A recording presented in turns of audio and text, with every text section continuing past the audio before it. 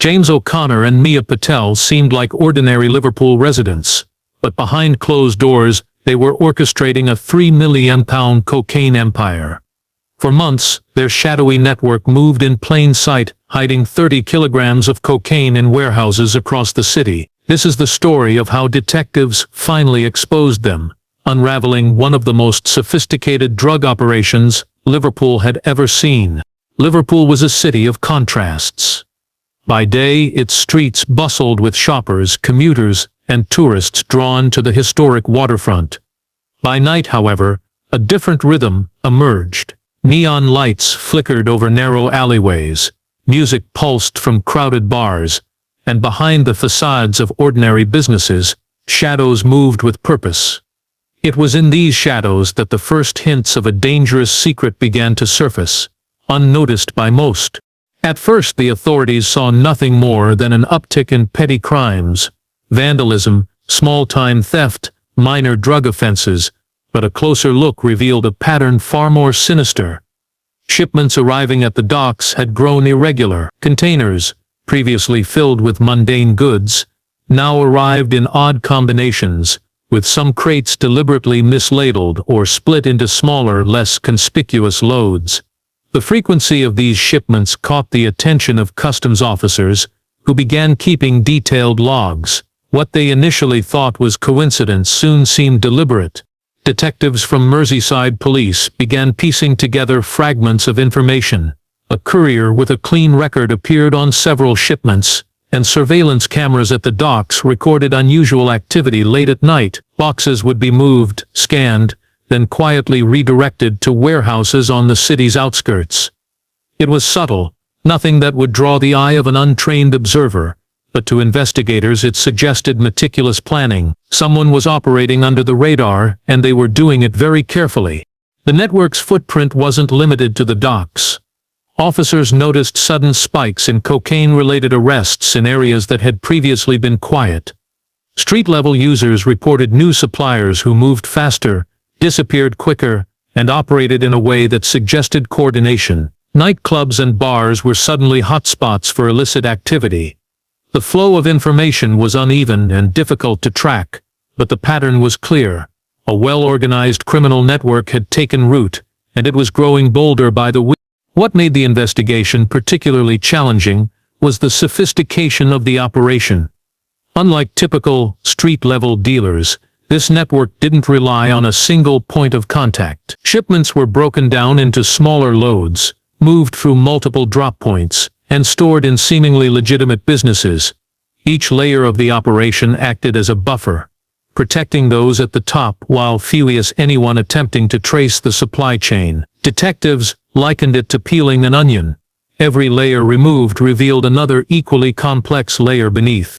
Rumors began circulating among law enforcement circles about the size and scope of the network. Some speculated that the organizers had connections far beyond Liverpool, possibly coordinating with international suppliers. Others noted that the logistical precision suggested a leader with knowledge of law enforcement methods, someone who knew how to exploit weaknesses without ever exposing themselves. The city itself remained largely oblivious. People carried on with their daily routines, unaware of the dangerous undercurrents weaving through their neighborhoods. To the casual observer, Liverpool's streets were safe. To the detectives watching from surveillance vans, however, the city was alive with movement that was anything but ordinary. Vehicles arrived and departed at odd hours, individuals entered warehouses that should have been empty, and packages that seemed innocuous were quietly transported across the city. It was in this tense atmosphere that the investigation began to take shape. Officers started connecting seemingly unrelated dots, realizing that what appeared to be minor offenses were in fact threads of a much larger tapestry. Each new piece of evidence deepened the mystery, confirming what had initially seemed improbable. Liverpool was the epicenter of a sophisticated cocaine network, hiding in plain sight, and its reach extended further than anyone could have imagined. The city's shadows were long and deep, and for those tracking them, the first chapter of the investigation had only just begun. What lay ahead promised to be far more dangerous, far more intricate, and far more shocking than anyone could have predicted. The breakthrough came quietly, almost by accident. Officers had been monitoring the city for weeks, tracking vehicles and noting patterns, but nothing seemed to give them a clear lead. Then, one small detail caught the eye of an experienced detective, a delivery driver who appeared repeatedly in areas connected to minor drug arrests, yet maintained an ordinary routine during the day. He made his living as a courier for local businesses, a job that drew no attention, but at night, his movements hinted at something far more sinister. Surveillance revealed that the driver would pick up packages from several nondescript locations on the outskirts of Liverpool. These weren't ordinary deliveries. Each package was discreetly labeled, wrapped in layers of protective material, and sometimes hidden inside other shipments. For days, detectives followed him, tracing his route through winding industrial estates and quiet suburban streets. His path always ended at a cluster of old warehouses, abandoned or seemingly forgotten, yet alive with activity after dark. It was inside these warehouses that the scale of the operation began to reveal itself. Officers observing from a distance noticed forklifts moving boxes with precision, workers who appeared to know exactly when and where to be, and security cameras strategically placed to monitor any approach. But it wasn't until a controlled inspection was made that the true sophistication of the network became clear. False walls, hidden compartments, and cleverly designed storage units were found, places where large quantities of drugs could be concealed without detection. Some rooms had secret panels in the floor, others had concealed doors that blended perfectly with the warehouse walls. The operation was meticulous, almost professional in its execution. Investigators realized that these weren't street-level dealers, but people who understood logistics, surveillance, and law enforcement. Every shipment was planned to minimize risk and maximize profit. It was a system designed not for haste, but for endurance, one that could quietly supply the city for months, perhaps years, without raising alarms. As detectives dug deeper, they began connecting warehouses to small businesses across Liverpool. Delivery vans carrying ordinary goods were used to transport packages, while accountants and office staff handled the paperwork, often unknowingly facilitating the operation. Nightclubs and bars became distribution points, masked as legitimate nightlife activity. The web stretched across the city, linking multiple sites, people, and financial trails. What initially seemed like random movements now formed a pattern, a coordinated network capable of operating with near impunity. Yet, even as the pieces fell into place, the network remained elusive. Senior figures were careful, never exposing themselves directly. Workers were compartmentalized. No one person knew the full scope of operations. If caught, a courier or warehouse staffer could be replaced easily, leaving the higher-ups insulated.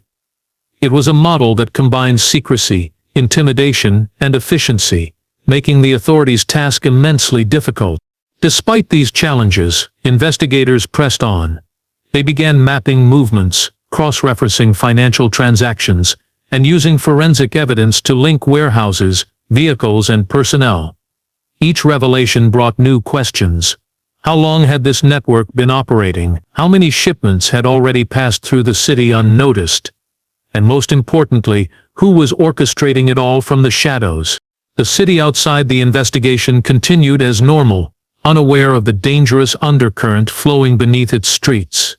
Shops opened, traffic moved, and nightlife carried on, all while a powerful network of cocaine distribution quietly expanded its reach. For the detectives, every day brought a new piece of the puzzle. But the picture was still incomplete. The network was clever, adaptive, and patient, a foe that would not be easily defeated. And yet, for the first time, a path forward had emerged. By following the courier, mapping the warehouses, and uncovering the hidden storage points, the authorities had found a crack in the network's armor. It was a small lid, but it would become the thread that, if pulled correctly, could unravel the entire operation. Liverpool's criminal underworld had secrets, but the detectives were beginning to shine a light into the darkness. What they uncovered next would shock the city and reveal just how vast the cocaine network had grown. The moment that changed everything arrived quietly, almost unnoticed at first. Months of surveillance, shadowing couriers and piecing together scattered leads had finally led investigators to a warehouse tucked away in one of Liverpool's industrial estates. On the surface, it looked abandoned, a crumbling building with rusted gates and broken windows. But beneath that ordinary exterior, officers suspected they were about to uncover something extraordinary. Inside, the scale of the operation was staggering. Detectives discovered pallets stacked high with crates, each one carefully sealed, labeled, and hidden in a labyrinth of storage spaces. Hidden compartments and false walls concealed their true contents, designed to evade even the most thorough inspections. It was immediately clear that this wasn't a casual drug shipment. This was professional, calculated, and worth millions. Then, in the deepest, most concealed section of the warehouse, they found it, 30 kilograms of cocaine. The officers froze, crossed the city in ordinary vehicles, and stored in warehouses that appeared harmless to anyone without inside knowledge. Investigators quickly realized the network was layered like a fortress. Couriers, warehouse workers, accountants, and even small business owners were all pawns in a much larger game. Each had a role, but few knew the bigger picture. At the top were individuals who orchestrated the flow of drugs, the movement of money, and the careful management of risk. They were ghosts in the system, insulated from direct involvement, protected by layers of secrecy and careful planning. The seizure caused shockwaves through law enforcement. Officers began retracing the movement of the drugs, uncovering a trail that spanned Liverpool's docks, industrial estates, and nightlife venues. Every shipment, every transaction, revealed a network that was not only bold but also highly organized. What made the operation even more remarkable was its audacity. Despite growing scrutiny from authorities, it had continued to operate with precision, expanding its reach while remaining hidden in plain sight. As the investigation unfolded, the human cost of the network became apparent. Street dealers, addicts, and ordinary citizens had been caught in its wake. Nightclubs and bars that had unknowingly hosted transactions were now linked to criminal activity. The cocaine's presence on Liverpool streets had fueled addiction, violence, and fear. And yet the seizure also offered hope, a chance to strike a devastating blow against a network that had long eluded capture. The discovery of the £3 million shipment marked a turning point. Suddenly, the investigation shifted from observation to action. The authorities had concrete evidence, a central node around which the entire network could be mapped. By analyzing financial records, tracking vehicle movements, and conducting forensic examinations of the warehouse, investigators began to connect the dots. The threads of the network, previously scattered and opaque, were now becoming visible. For the detectives, the stakes had never been higher. They knew the individuals at the top were dangerous, calculating, and unlikely to surrender quietly. But with 30 kilograms of cocaine in their possession and the operation exposed, law enforcement had the leverage to dismantle a network that had plagued Liverpool for years. What began as a single seizure was now the key to unraveling an empire of crime, bringing the city one step closer to justice. Liverpool's streets remained oblivious to the storm brewing behind the scenes.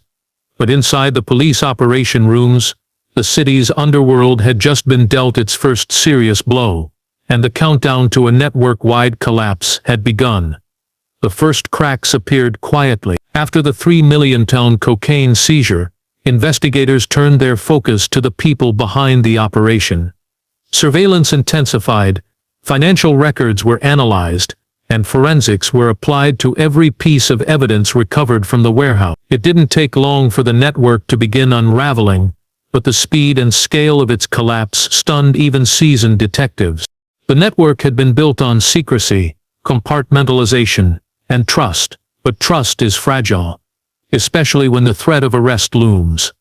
Couriers and warehouse staff, once loyal and silent, began to falter under questioning. Minor players, terrified by the weight of the evidence against them, started revealing details they had previously guarded.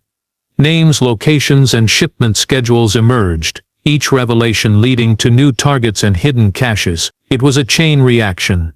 Once one part of the operation was exposed, the entire structure trembled. Detectives identified a senior figure, a shadowy operator, whose name had surfaced repeatedly in financial transactions and communications. For months, this individual had avoided leaving any traceable footprint, moving in and out of warehouses with precision, never staying in one place long enough to attract suspicion. But a combination of surveillance footage, license plate tracking, and forensic analysis of digital devices finally revealed a clear pattern. The senior figure, once untouchable, had made a crucial error. That mistake allowed investigators to close in. Simultaneously, the network's hierarchy began to implode from within. Associates, fearing arrest or betrayal, turned on one another.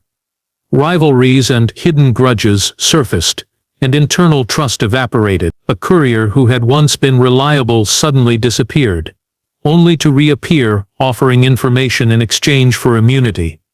Warehouse managers divulged storage locations of other drug shipments. Even low-level employees revealed methods of concealing cocaine, describing hidden panels and false floors that investigators had previously missed. Each confession unlocked another part of the network's operations, revealing the scope and audacity of the criminal enterprise. The unraveling was dramatic. Multiple arrests were made across Liverpool, sweeping up couriers, warehouse staff, accountants, and low-level distributors. Vehicles were seized, cash was confiscated, and further drugs were discovered in hidden compartments. The investigation exposed how deeply the network had infiltrated legitimate businesses and nightlife venues. What appeared, on the surface, to be ordinary commerce had been carefully repurposed to move millions of pounds worth of cocaine with minimal risk. For law enforcement, the operation became as much a psychological battle as a logistical one. The senior figures were calculated, elusive, and accustomed to staying 3 steps ahead.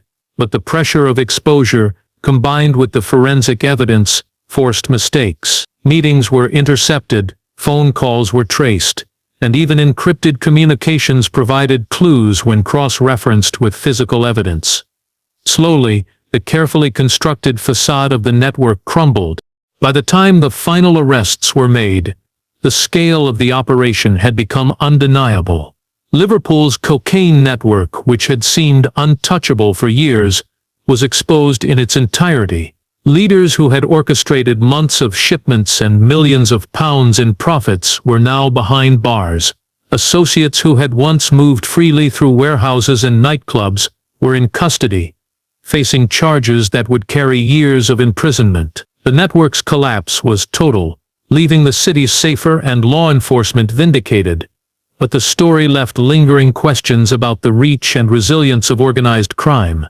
Even as the investigation concluded, one truth remained clear: the operation's sophistication had nearly allowed it to escape detection entirely. The seizure of drugs, the arrests, and the unraveling of the hierarchy were victories.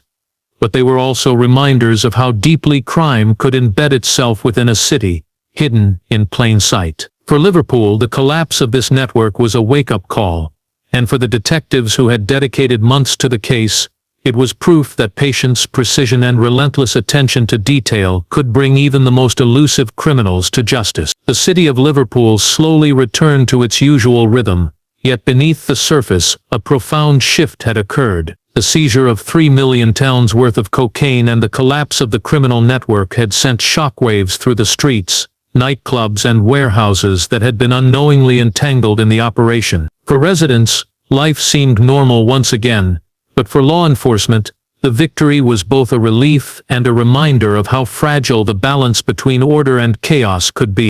The aftermath of the operation was complex. Arrests had been made at every level, from couriers and warehouse staffs to the senior figures who had orchestrated months of shipments. Each conviction carried not just the weight of prison sentences, but the exposure of a network that had once seemed untouchable. Money was seized, bank accounts frozen, and assets tied to the operation were confiscated, cutting off the financial lifeline that had kept the network alive. For the first time, it became clear how deeply organized crime could infiltrate ordinary business operations, and how ordinary people, sometimes unwittingly, could become part of a larger scheme. But the story didn't end with arrests and seizures. The investigation also left lingering questions about resilience and adaptation.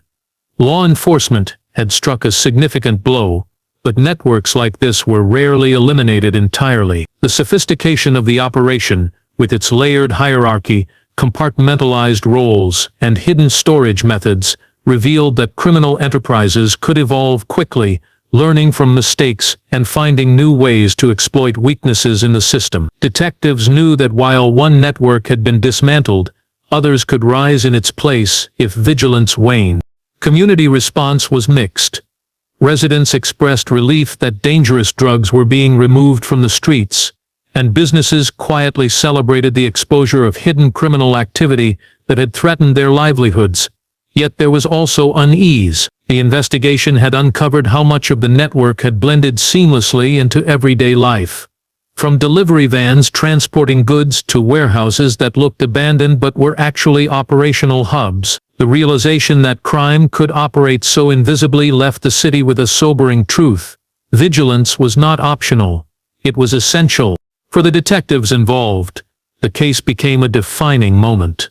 Months of meticulous surveillance, analysis, and patient coordination had culminated in a series of dramatic seizures and arrests. Each step required precision, and each revelation brought new challenges. Yet in the end, the operation's collapse proved that persistence and careful observation could expose even the most hidden networks. The success was a testament to law enforcement's dedication, but it also served as a cautionary tale. Organized crime could be clever, adaptive, and dangerous, and only through constant vigilance could cities like Liverpool hope to stay ahead. The city itself, meanwhile, began to heal. Nightclubs were safer, street-level drug activity declined. Neighborhoods that had been quietly affected by the network began to feel more secure. Parents, business owners, and residents cautiously reclaimed spaces that had once been under the shadow of the operation. And yet the story lingered in memory, an invisible thread running beneath Liverpool's streets, a reminder of what had been uncovered and what might one day resurface. In the end, the collapse of the cocaine network was more than just a law enforcement victory. It was a lesson in resilience, strategy, and the importance of never underestimating the subtle reach of organized crime. Liverpool had faced its shadows, exposed the hidden infrastructure of a criminal empire, and removed a dangerous presence from its streets.